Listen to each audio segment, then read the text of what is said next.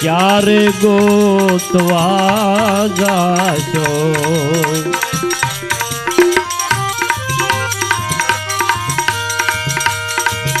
ક્યારે ગોતવા જાશો હરીને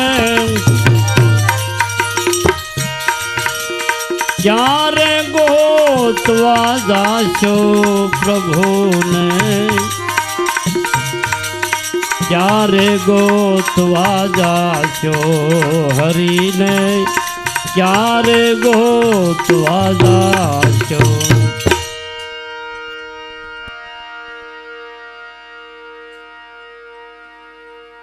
ગંગા નાવ ગોમતી નાવ એ નંદિયું પવિત્ર છે અને કોઈ ઋષિની કૃપા એનામાં ઉપર પ્રાપ્ત થઈ છે એટલે એને એવું વરદાન આવ્યું છે કે જા મૈયા તારામાં જે જીવ ભાવથી નાહે તો એના પ્રાતક સર્વે છૂટી જાય પેલા એક નંદી જો આવું મહાપુરુષોનું કાંઈક આશીર્વાદ ને કૃપાને પાત્ર બન્યું હોય તો આપણે તો કાંઈક બુદ્ધિ જેવી છીએ કે એમાં નાવાથી તમારા તનના દોષ જાય પણ મનના નથી જાતા ભાઈ મનને પવિત્ર કરવું હોય તો શું આપણે ગંગા કે જમના જેવી પવિત્ર નદીમાં નાતાથી ખરેખર આપણા શરીરની માલિપાથી તમામ મલિનતા છૂટી જાય છે પણ મનની કેમ છોડવી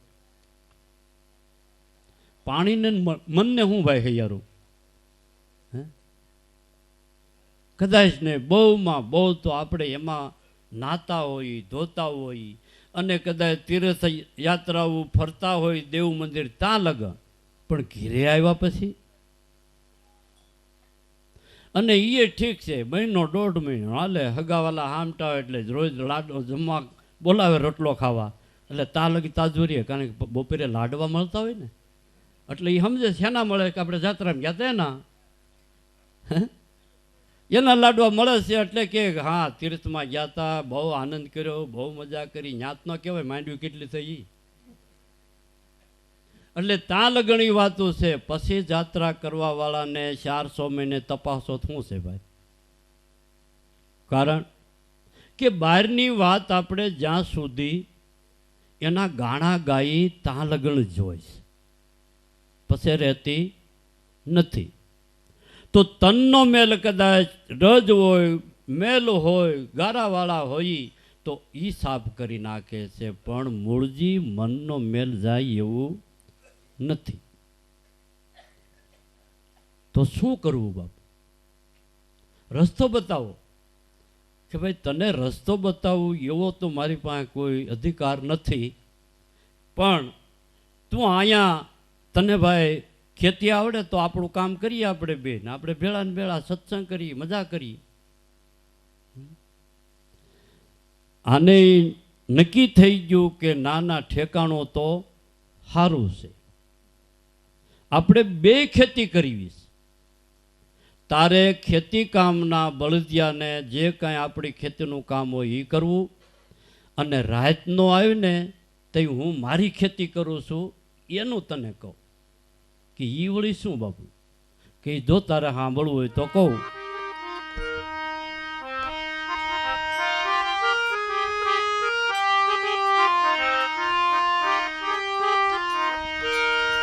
બેલીડા ઉઠો યુતાવળા થઈ સાતીડા જોડો ખેતરમાં જઈ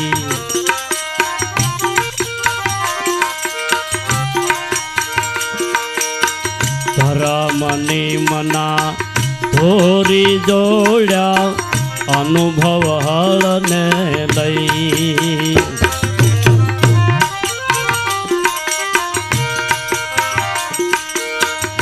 ધર્મની મના ધોરી જોડ્યા અનુભવ હળને લઈ મોહ માયાના ઢેફા ભાંગો મોહ માયાના ઢેફા ભાંગો એ સમનું ખાતર દઈ બેલીડા ઉઠો યુતાવળા થઈ સાતીડાને જોડો ખેતરમાં જઈ.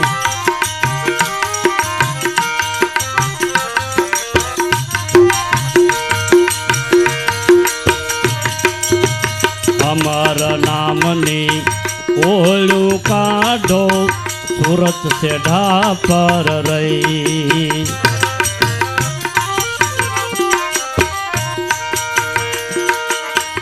અમર નામની ઓળું કાઢો સુરત સેઢા પર રહી.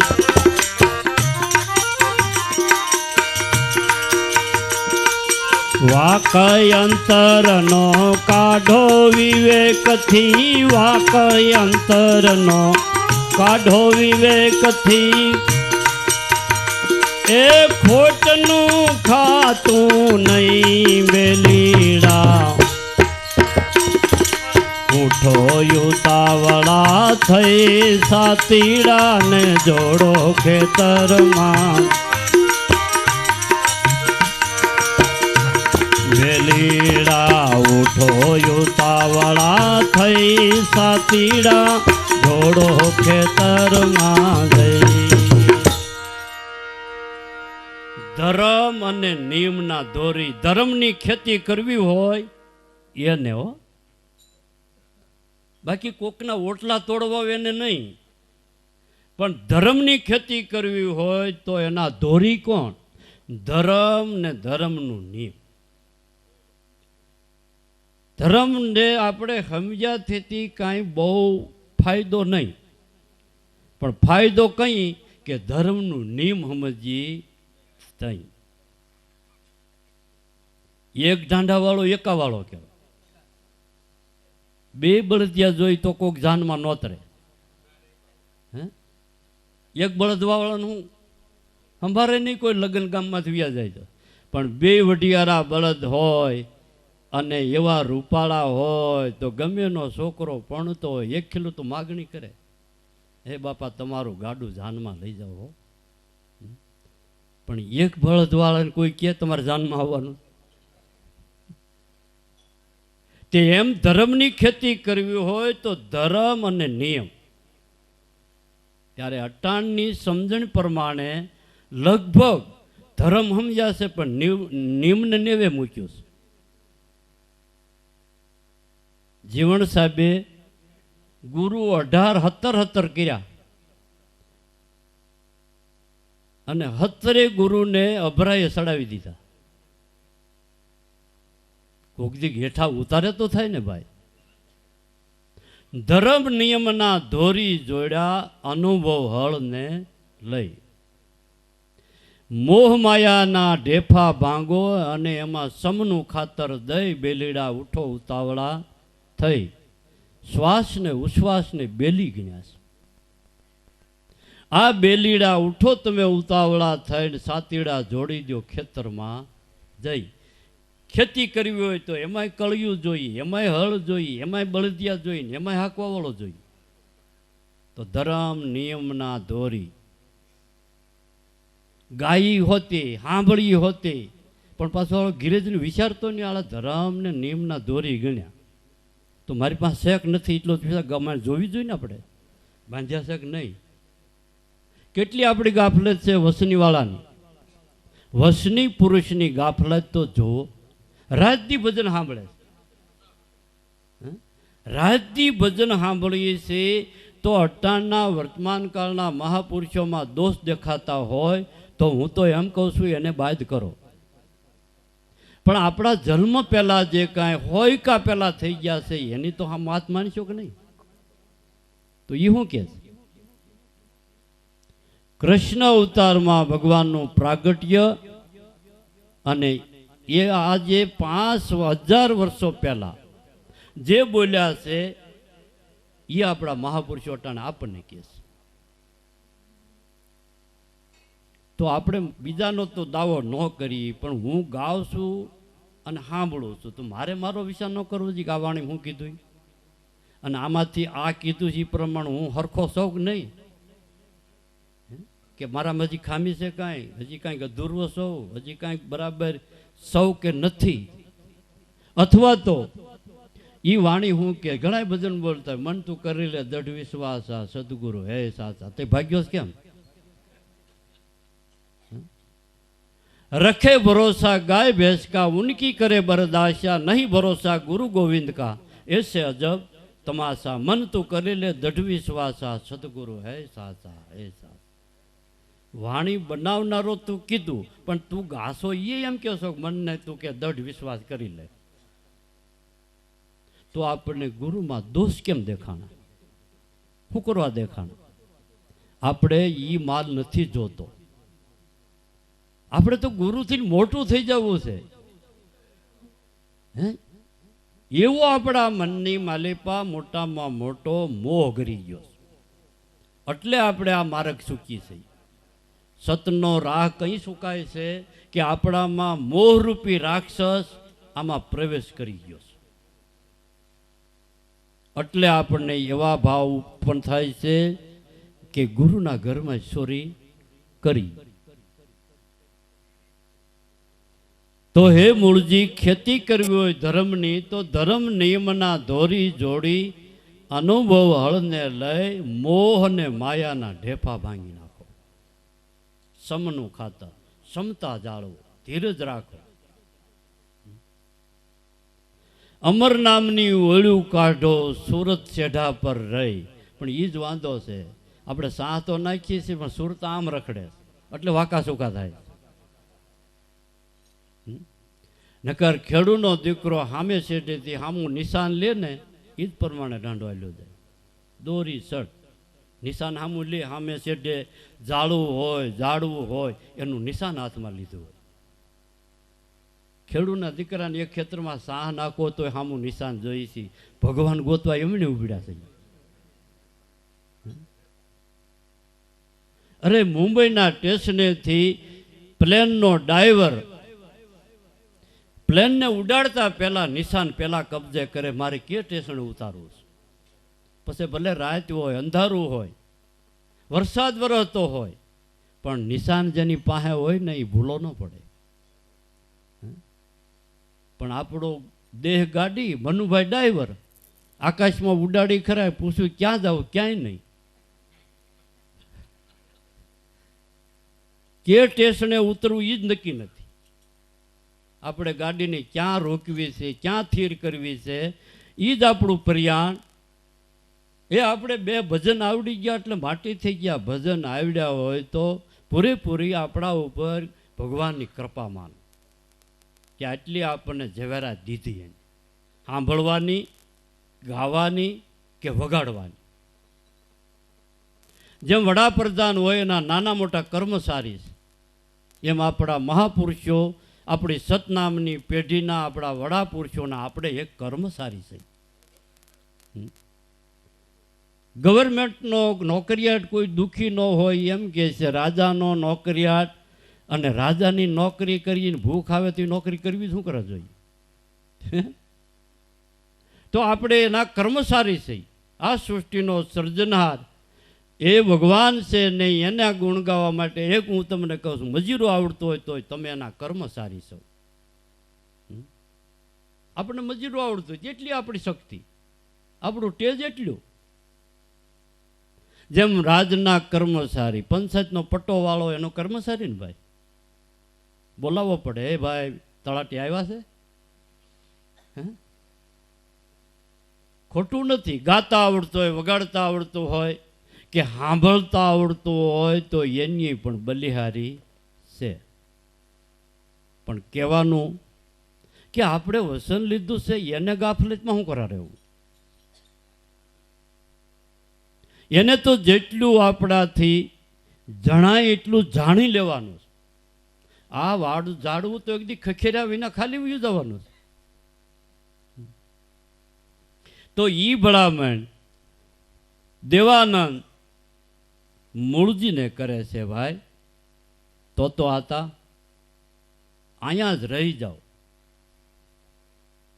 પણ તને આવડે છે બધું શીખી જાય.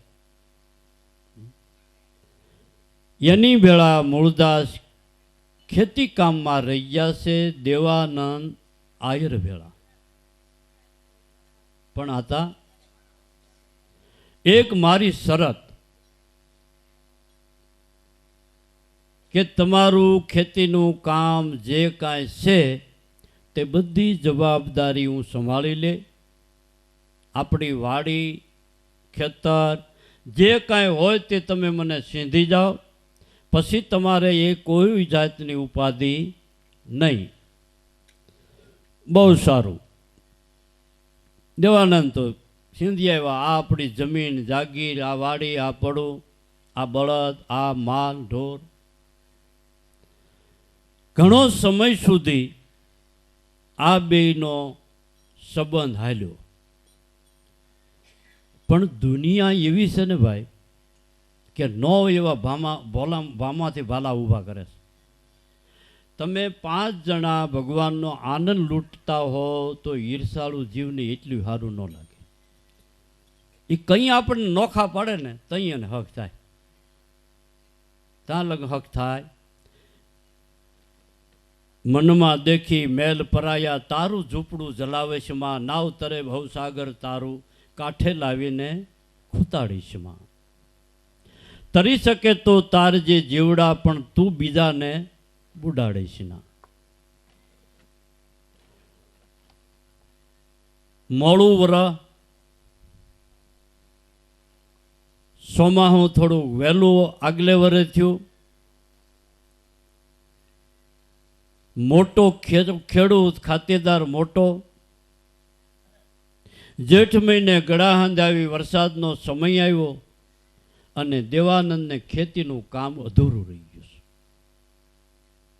પહેલાંના સમયમાં કામકાજમાં તાણ પડતી હોય એટલે બીજા ખેડૂતની મદદ માગે, એને કહેવાય લાહવા. લાહવે અમે ગેલા સહી. ચોમાહામાં હળ હાંકતા, ગઢાણ રાખતા, વાવતા પૂગેની પછી શું કરે, ગઢાણ જ રહે ને. ગઢાણ રાખતા, ભાદરવે મહિને ખેડવા હારું લાહવા કરે. લાહવા એટલે બધાના ખેડૂના હાથી. એટલે અમે લાહવે જતા પણ પિંડ જ ન પાડતા. આવા લાહવા, લાહવાનું કોમ એવું જ હોય, લાહવું જ હોય ને. પણ એટલે દેવાનંદે ગામના ખેડૂત ડાયરાના હાથી લઈ લાહવા કરેલા. લાહવા કરેલા એટલે બપોરે દેવાનંદ આ બધા લાહવા વાળાને ભાત લઈને, લાહવા હોય એટલે લાડવા હોય. તે લાડવા એટલે મોટામાં મોટું ખાણું ગણાતું. હવે તો સૂર્યમાના લાડવાનો કોઈ ભાવ પૂછતું નથી, ફેશન આવી ગઈ. ઓલું ઘોડું જેમ ડાઠા ખાતું હોય ને એમ સૂર્યમામાં મોરસ ગુડે. એટલે ઘોડું જેમ ડાઠા થાય કડકા બોલે. અને તોય કે અમને બહુ મજા આવે. એટલે ગળનું સૂરમું હોય એની હારે કાંઈ સૂરમાનો સ્વાદ આવે, કાં બરફી સૂરમું કે ફેશન આવી ને. પહેલાં લાહવાનું કામ એટલે બપોરે લાડવા, અડદની દાળ ને બાજરાના રોટલા. એટલે લાહવા બધા આખા ગામના હાથી હતા. બપોરે ભાત આવ્યું અને ગામના હાથી લઈને ગયા હતા. એ ખેડૂના છોકરા રોનકે સીડ્યા છે કે આજે આપણે એમ કરી કે આ મૂળદાસના ભાગનું ભાત આપણે બધા ખાઈ જઈએ. ભગત છે ને, ભગત થવામાં હાલી જોખમ અને કોડા થવામાં હાવ મોકલાય, કોઈ રોકે જ નહીં. આમ હાડો આવેલો હોય તો તરી જાય. અને ભગત થવામાં જોખમ બધી, બધા હળી કરે. 12 વાગ્યા એટલે હાથી છોડ્યા. મૂળદાસ કે ભાઈ મારે તો નાયા સિવાય ભોજન નહીં લેવાય. સારું સારું ભગત, વાંધો નહીં, તમે તારે નાયા હો. આવડા બધા હામટા હૈપા ને ભાઈ, તે હવે એક જણાનું ભાત ખૂટવાડવું એટલે હું ખૂટવાડી દીધું. બધા લાડવા, રોટલા, દાળ જે કાંઈ હતું અડપ્યા. પહેલી વીણીના હડપે ભાઈ રહેવા દી. સાપ પલમો કર્યો. એનું પ્રમાણ જોવા માટે ખેતરની માટી જે હતી, માટી લાડવાની ઘોડે વાળી અને વાસણમાં મૂકી દીધી, માથે ઢાંકી દીધી, અને એ ખાય ખદોડી ઉગાડી ફાંદ્યું મેલીને આઘા બેઠા. એકાબીજાની હામું જોવે છે, મસ્કરી કરતા જાય છે. મૂળદાસ તો આવ્યા, નામ નાય ધોય રામ રામ રામ કરતા. લો હાલો ભાઈ હું ખાઈ લે. ના મૂળદાસ અમે ખાઈ લીધું ભગત, તમે ખાઈ લ્યો. એટલે આને એમ કે મારા હારું હાસવું છે. ઓલા બધા ડોકા કાઢે છે કે હું ખાહે આગળ. તો માટીના લાડવા હતા એ સુરમાના બની ગયા. માટીના જે લાડવા હતા સુરમાના, એટલે તો લુગડું ઉસકાવીને જોયું તો સુરમાના લાડવા પણોઠી વાળીને મીડો ઝાપટવા. ઓલા કે લઈ આ તો કેમ છે, ગારો ખાતો હોય છે? ખાતરી કરી તો માટીમાંથી સુરમાના લાડુ બની ગયા. આ પ્રત્યક્ષ એક ભક્તિનું પ્રમાણ જોતા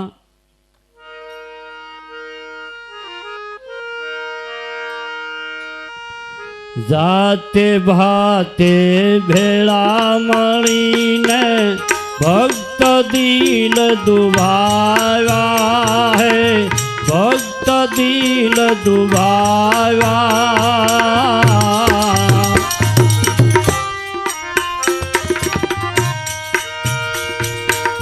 જાતે ભાતે ભેળા મળીને ભક્ત દિલ દુભાવ્યા હે, ભક્ત દિલ દુભાવ્યા.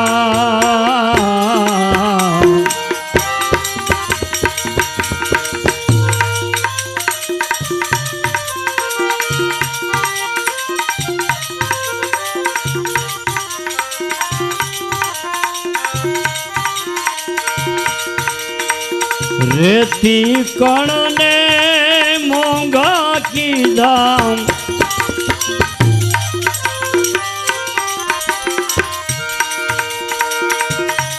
રેતી કણને મોંઘા કીધા.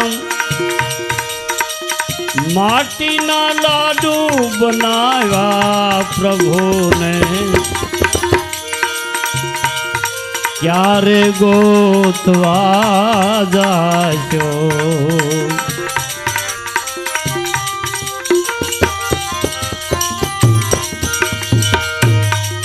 ક્યારે ગોતવા જાશો હરીને?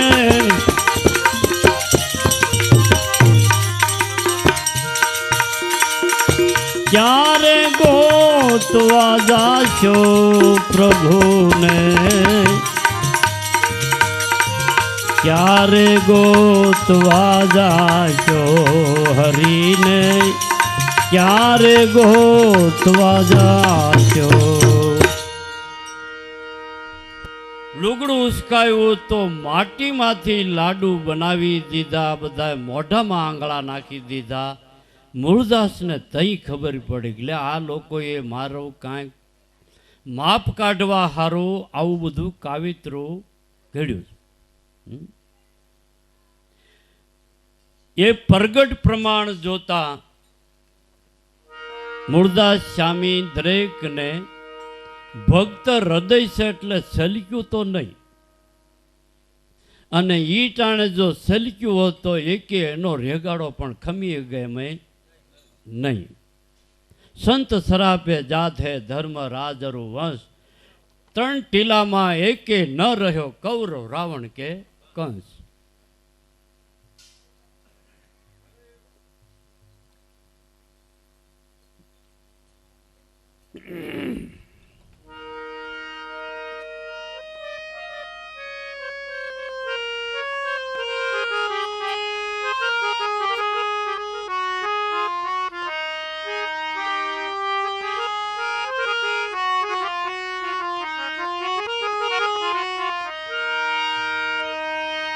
માનવો જાણે કે અમે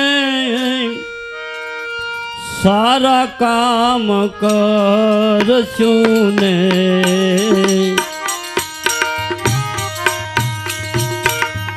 ઉલટો ને પડ્યો રે સંતા મન સમજાવીના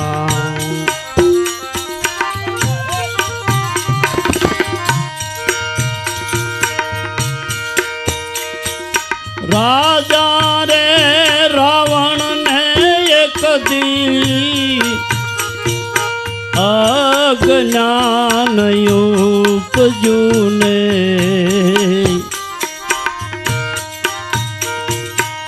રામનાએ ઘરમાં નાખ્યો હાથ મન સમજાવીના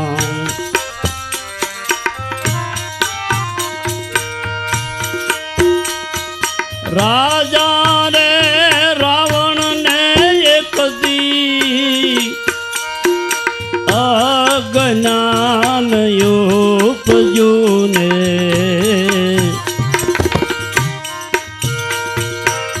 રામનાએ ઘરમાં નાખ્યો હાથ મન સમજાવીના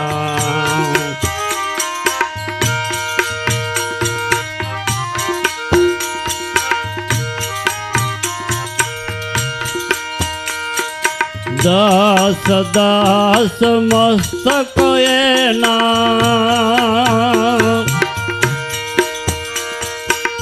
રણમાં રોડાણાને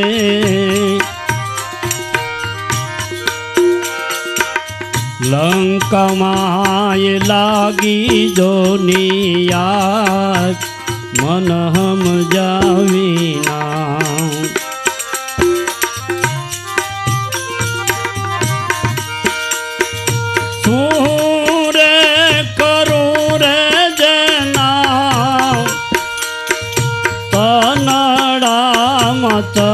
તપિયેલા તાપ મન સમજાવીના મન સમજાવીના મૂળદાસના ભજનમાં ખેડૂત લોકોને શું કહેશ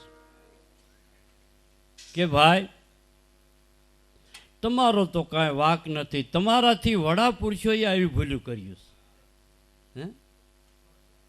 આપણાથી કોઈક મોટી ભૂલ કરે એટલે આપણે એને પગે લાગવો જોઈએ કે ભાઈ તે મને ઉજાડ્યો.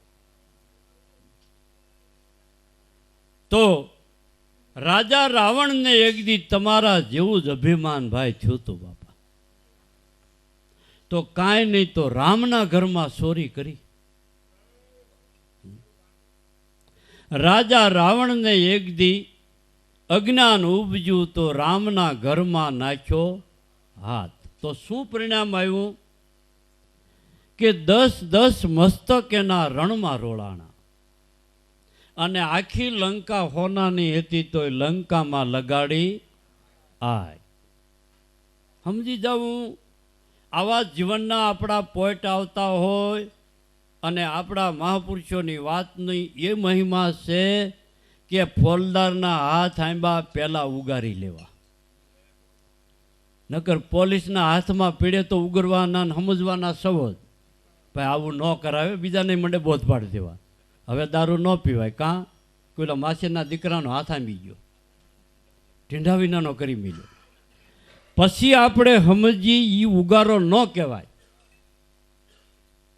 પણ માર ખાધા વિના ઉગરવું એને ઉગારો કહેવાય છે. ઘર લૂંટાઈ ગયું, જગતમાંથી આપણી કિંમત ગઈ, બદનામી આવી અને ન કરવાના કર્મ કરી અકર્મના પોટલા બાંધ્યા. એમ નહીં, મહાપુરુષો પૂર પહેલા પાળ બાંધવાનું કે ઉગરી જાઓ ભાઈ. નકર પરાયાના હાથમાં પડે તો આપણે પછી સમજશું, પણ પછી કામનું શું? કામ કરવા જોગો રહેવા દે તઈ તું કરે ને, લગભગ નહીં રહે. અને કરાય બહુ બળમાં તો પણ 5 વહેલી નોટિસ ફાટશે એ તો શોખ છે. માટે આવું હવે ન થાય એને માટે મૂળદાસ કહે છે ભાઈ જો અભિમાન અજ્ઞાન કર્યું તો એનું આ પરિણામ આવ્યું છે. રાજા રાવણે એક દી અજ્ઞાન ઉપજ્યું, રામના ઘરમાં નાખ્યો હાથ, 10 મસ્તક જેના સેદાઈ ગયા અને લંકામાં લગાડી આય. વળી તમને ઈ કદાચ એકનું ન માન્ય થતો હોય તો બીજો દાખલો દઉં.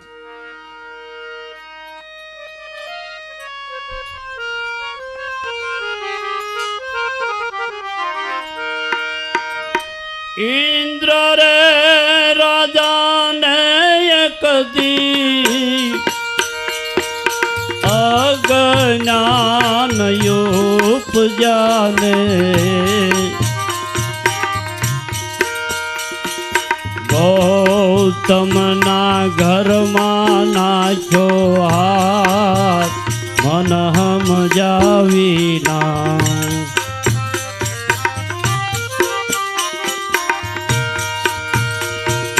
ઇન્દ્ર રે રાજાને એક દી અજ્ઞાન ઉપજાને, ગૌતમના ઘરમાં નાખ્યો હાથ, મન સમજાવીના.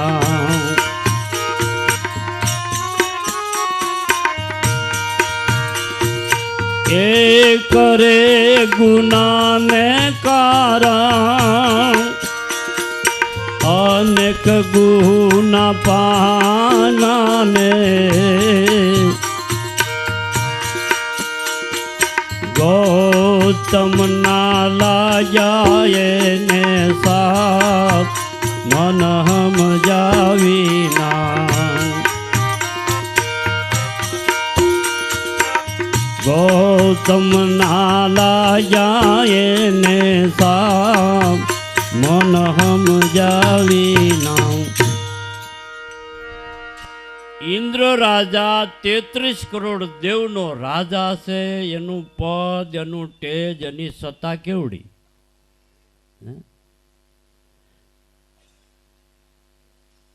મમતા મરેની એનું મારે શું કરવું.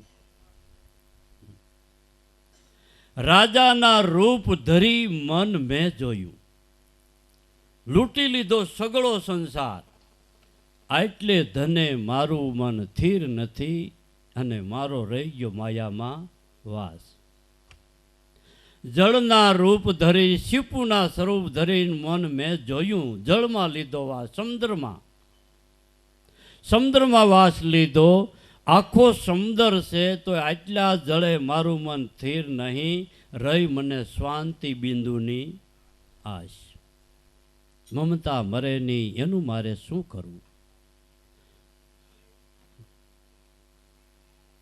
ઇન્દ્ર રાજાને અજ્ઞાન ઉપજ્યું, ગૌતમના ઘરમાં નાખ્યો હાથ. એક ગુનાને કારણે અનેક ગુના પામ્યો, ગૌતમના લાગ્યા એને. એક બાજુ આપણું વિજ્ઞાન અને એક બાજુ આપણા શાસ્ત્રકારો, આ બેયનું યુદ્ધ હાલે છે. આપણે નિર્ણય લેવાનો રહ્યો. ચંદ્રમાં એક દી ઉગ્યા વિના રહેતો નથી. જેમ સૂર્યનારાયણ કાયમને માટે ઉગે છે, એવી જ રીતે ચંદ્રમાં કાયમ ઉગે છે. પણ 30 જમણમાં એક દી ચંદ્રમાને પૃથ્વીનો પડછાયો લાગતો નથી, એટલે 16 કળાએ હોય છે અને આપણે પૂનમ કહીશ. બીજે દિવસે થોડોક પડછાયો લાગે, એમ કરતાં કરતાં 15 દી થાય તો હાવ ઢકાઈ જાય, અને સૂર્યની હારવાર ઉગે એટલે બુઢ ચંદ્રમા કહેવાય. સૂર્યના પ્રકાશમાં અંજાઈ જતા આપણે ચંદ્રમાને જોઈ શકતા નથી. બીજે દિવસે સૂર્ય ઉગે, સૂર્ય મોર થઈ જાય, ચંદ્રમા વાહ રહી જાય, એટલે આપણે કઈ બીજ. અને અહીંયા ઋષિઓ શાસ્ત્રકારોનો શું મત છે કે ઇન્દ્ર રાજા મીંદડો બન્યા અને ચંદ્રમાને કુકડો બનાવ્યા. ગૌતમ ઋષિને નિયમ હતું કે ચોથા પહોરનો કુકડો બોલે એટલે ગંગામાં સ્નાન કરવા જાવું. પેલા આપણા ગઢની ઘડિયાળી કુકડો પોરે પોરે બાંગ મારે. રાતનો એક પોર થાય એટલે પોર બાંગ મારે, બીજો પોર થાય ત્યારે બાંગ મારે, ત્રીજો પોર થાય ત્યારે બાંગ મારે, ચોથો પોર થાય એટલે સવારથી ત્યારે બાંગ મારે. આ કુકડો આપણી ઘડિયાળ હતો. પોરો પૂરો થાય, 4 પોરના રાત ને 4 પોરનો દી. એ પોર પૂરો થાય એટલે કુકડો નો ગમે ત્યાં હોય ની સાનો નો રે બાંગ મારે.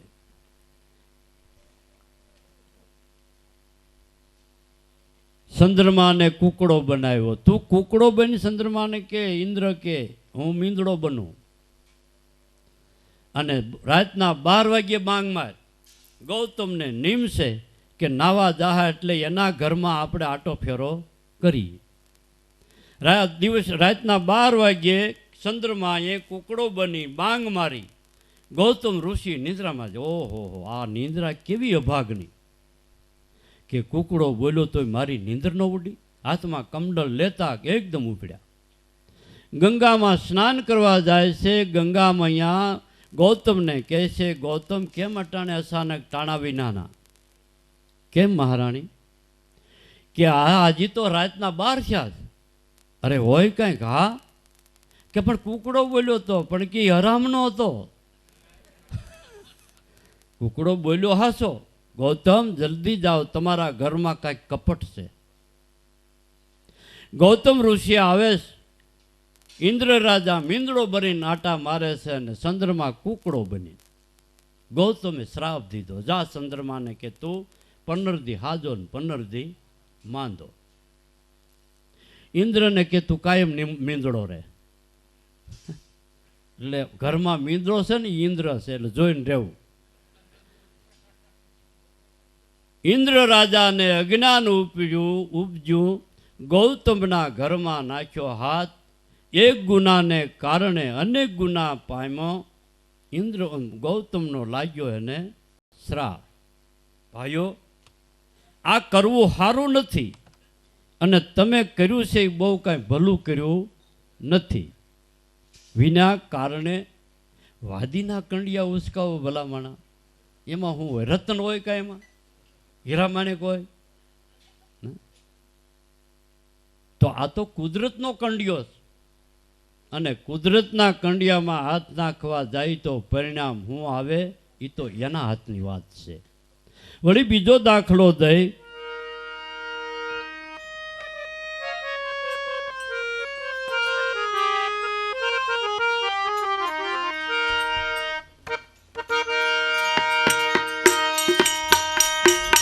ઇન્દ્ર પરીક્ષિત રાજાને એક દી અજ્ઞાન ઉપજાને. ઋષિના ગળામાં નાખ્યો સાપ મન સમજાવીના.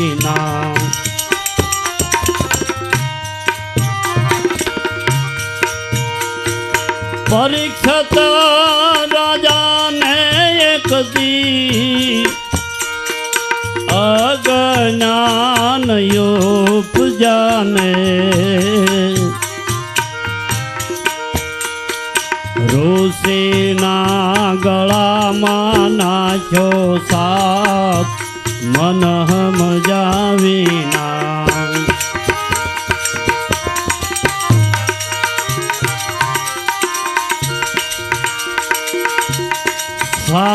સાત દિવસે તુને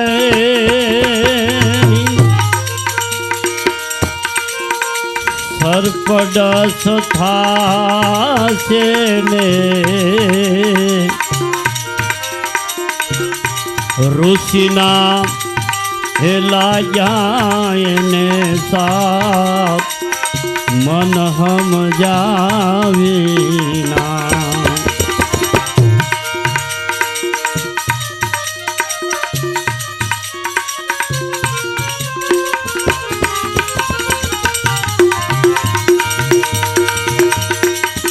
એ સમજ્યા વિના ના નર એ કરે છે વાતુને બેસીને માંડે જો નિપાત એ મન સમજાવીના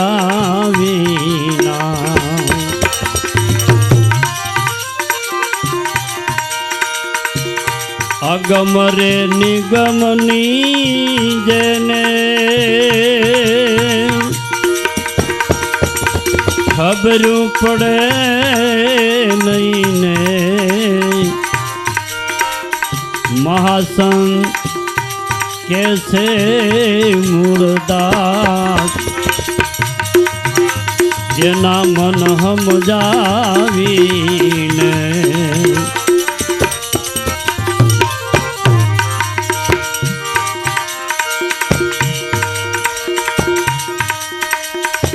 સમજણ વિના ના નર એ કરે છે એ વાતોને બેસીને માંડે જો નિપાત એ મન સમજાવીના અગમ રે નિગમની જીવને ખબરો પડે નહીં ને મહાસંત કેસે મૂળદાસ એનું મન સમજાવીને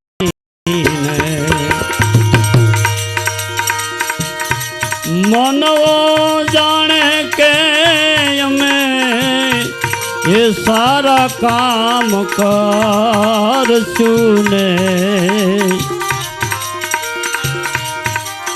ઉલટાનો પડ્યો રે સંતાપ એ મન સમજાવીના એ મન સમજાવી પરીક્ષિત રાજા એટલે પાંડવોના વંશનો રૂવાડે રૂવાડે જનામાં નીતિ ભરીશ એવા કુળમાં અવતરેલો રાજા આવી બુદ્ધિ ભ્રષ્ટ થઈ કેમ એ આપણી ભાગવતની કથા કે જરાસને બહુ અધર્મ આદર્યો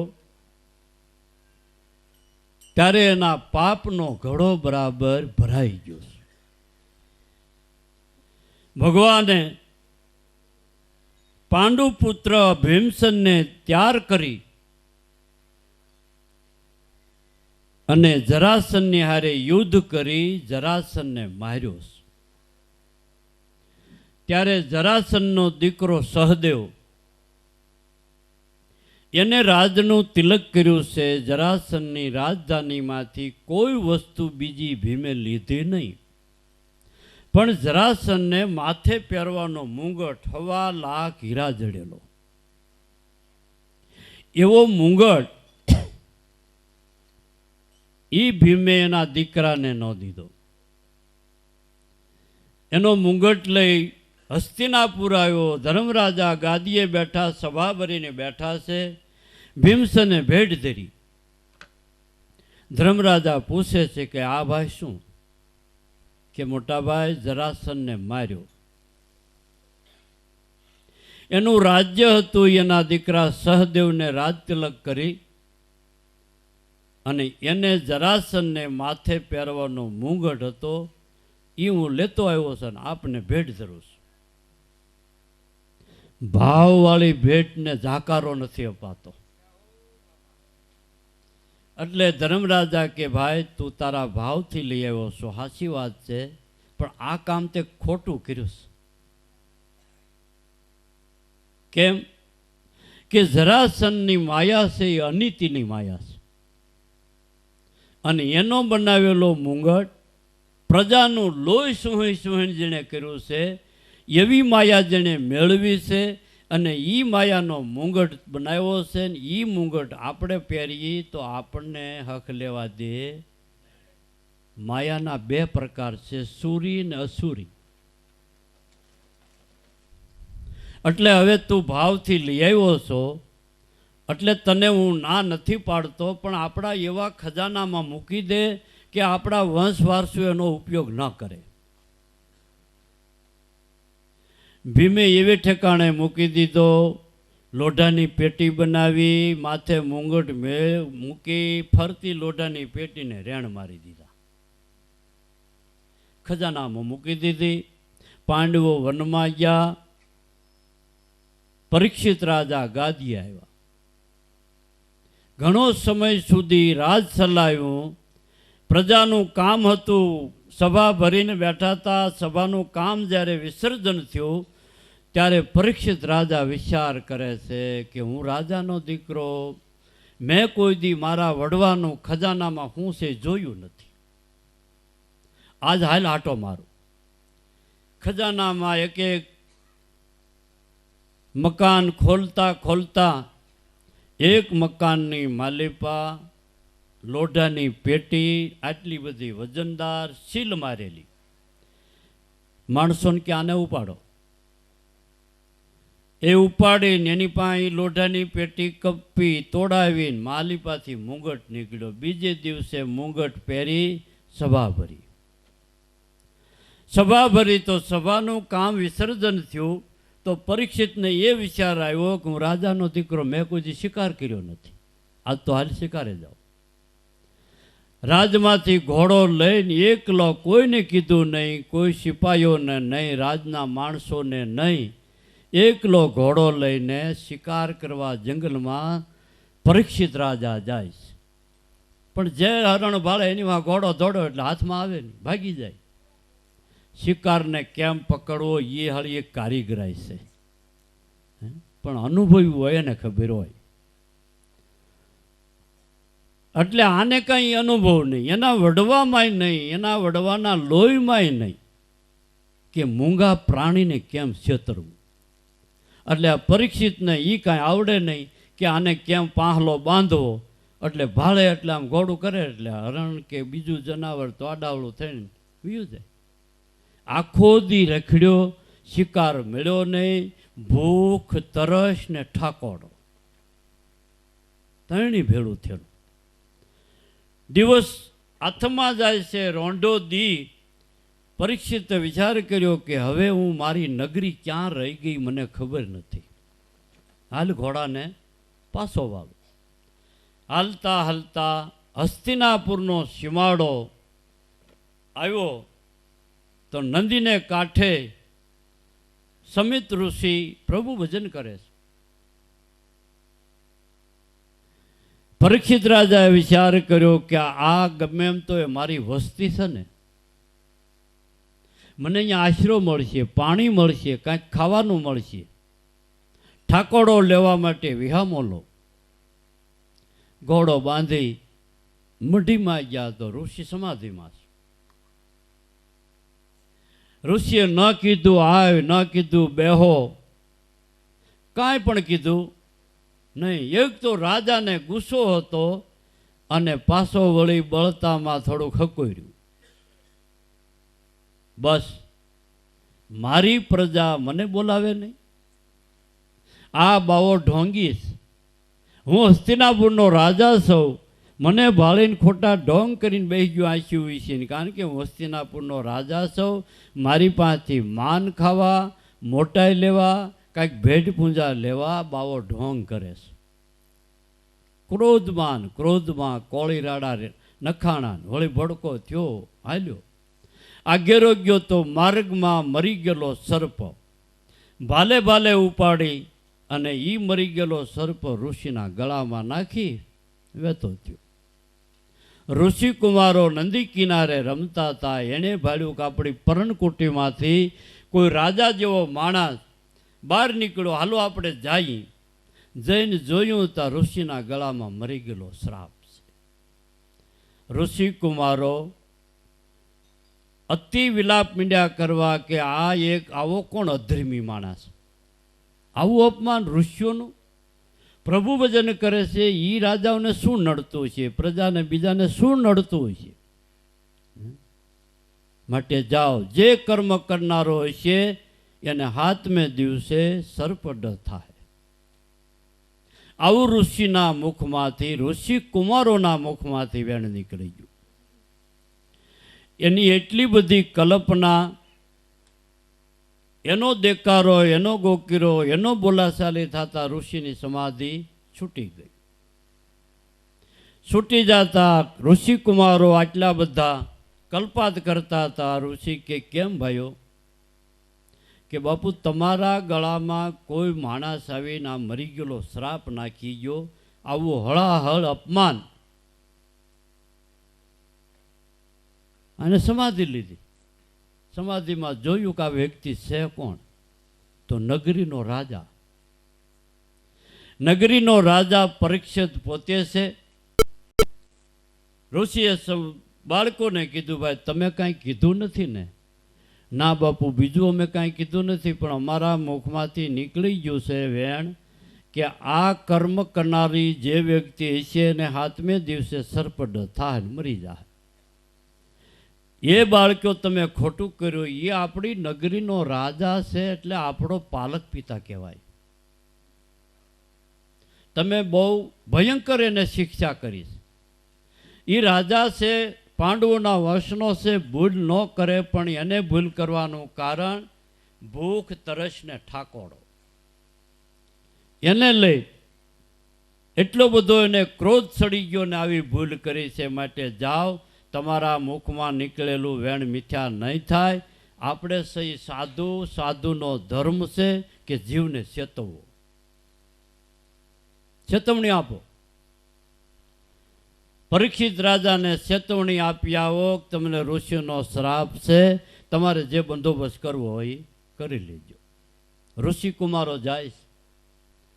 પરીક્ષિત રાજાને ભલામણ કરે કે તમને ઋષિનો શ્રાપ થયો છે, મળ્યો છે મહારાજ, તો શ્રાપ મિથ્યા નહીં થાય, તમારે જે કાંઈ બંદોબસ્ત કરવો હોય તે કરી લેજો. પરીક્ષિત રાજા સમજી ગયો, મારી ભૂલનો જ ભોગ હું બીનો છું. એટલે ભલે મને 7મે દિવસે સર્પડ થાય, પણ મારા અંતિમ શ્વાસા સુધરે એવો કાંઈક મારે માર્ગ ગોતવો છે. એટલે બધા ઋષિઓને મીડ્યા પૂછવા, મહારાજ મેં ઋષિનો શ્રાપ ઓર્યો છે, મારે શ્રાપ મિથ્યા નથી કરવો, મારે રાજ નથી જોતું, મારે આયુષ નથી જોતી, પણ મારે હાથ જમણની માલિપા એ મુક્તિનો માર્ગ મળે એવો રસ્તો મારે જોઈએ છે. કૃપા કરો, દયા કરો. ઓ રાજા, ક્યાં બાત કરતે હો? આ ધોળા આવ્યા, ધણીને આરાધ્યા છે તા લગન, તોય હજી અમને ખબર નથી મુક્તિની. તારે 7 જમણ મુક્તિ. ચલો જાઓ, ચલે જાઓ. ઘણા ખરા ને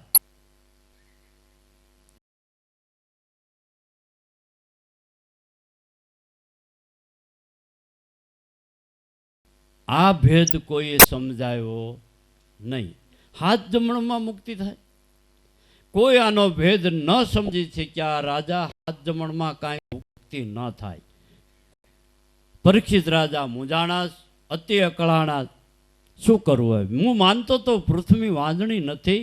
કયેક સાધુ સંતો મહાપુરુષો આ પૃથ્વી ઉપર અનાદિકાળથી એ પ્રગટ થતા આવે છે અને કાયમને માટે યુગે યુગ છે.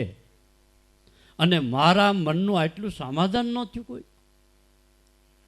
આમણે હું ઋષિના શ્રાપમાં અધોગતિમાં જાય એવું હૃદય ભરાઈ ગયેલું. ને એ સમયે નારદ મુનિ મળ્યા. નારદ મુનિ મળતા પરીક્ષિત રાજાને કહે છે, શું મહારાજ આટલી બધી વ્યાકુળતા અને આટલી બધી ઉદાનશીલતા? કે મહારાજ શું કરું, મને ક્યાંય આશરો ન મળ્યો.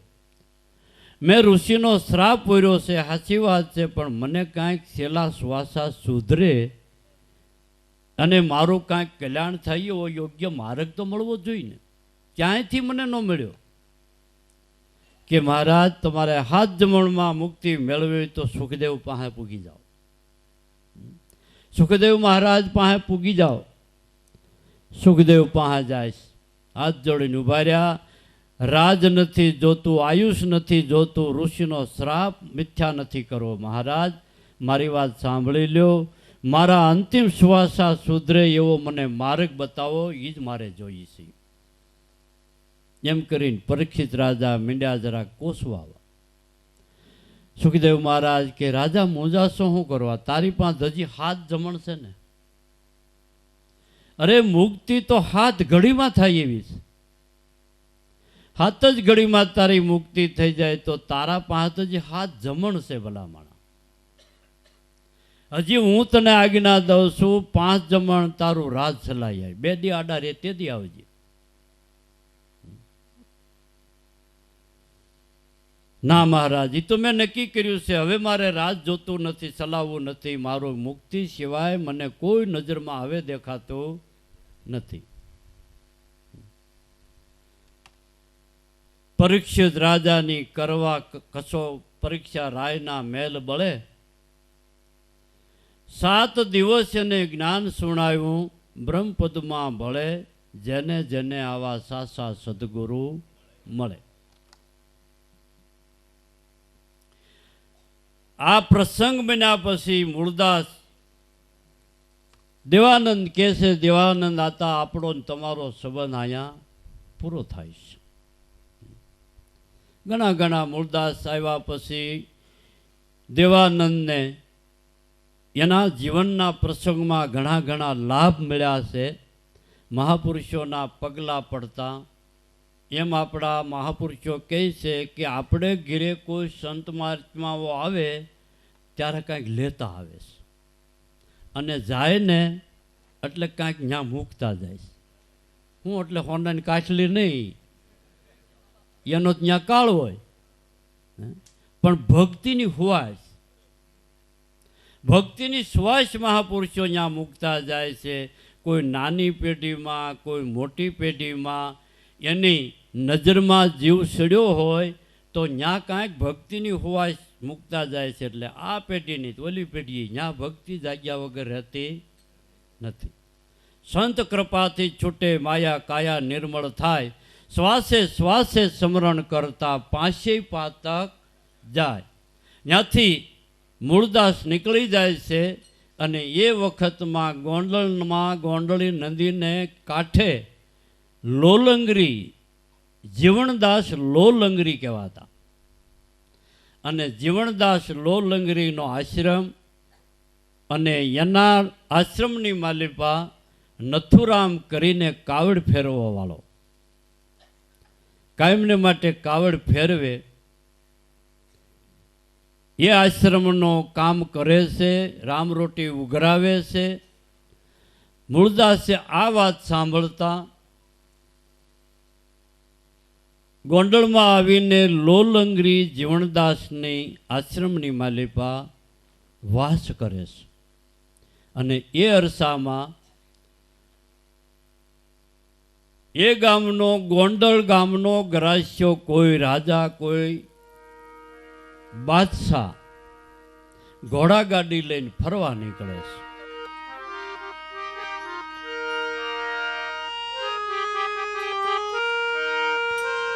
બાવે અરબ ને બાળીઓ ને પ્રગટ પર સોંપી,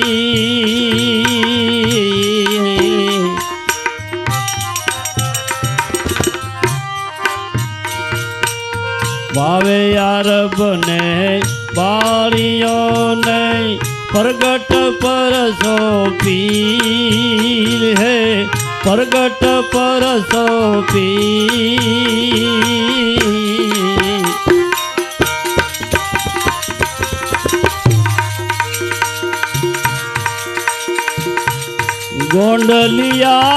ગોંડલિયાનિયા ગાજીએ રે,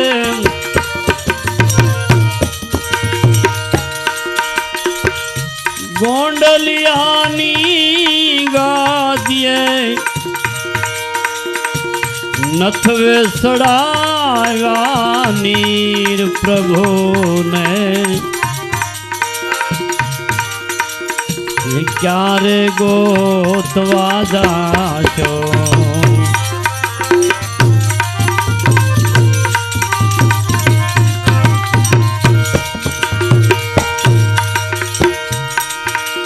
ક્યારે ગોતવા જાશો પ્રભુને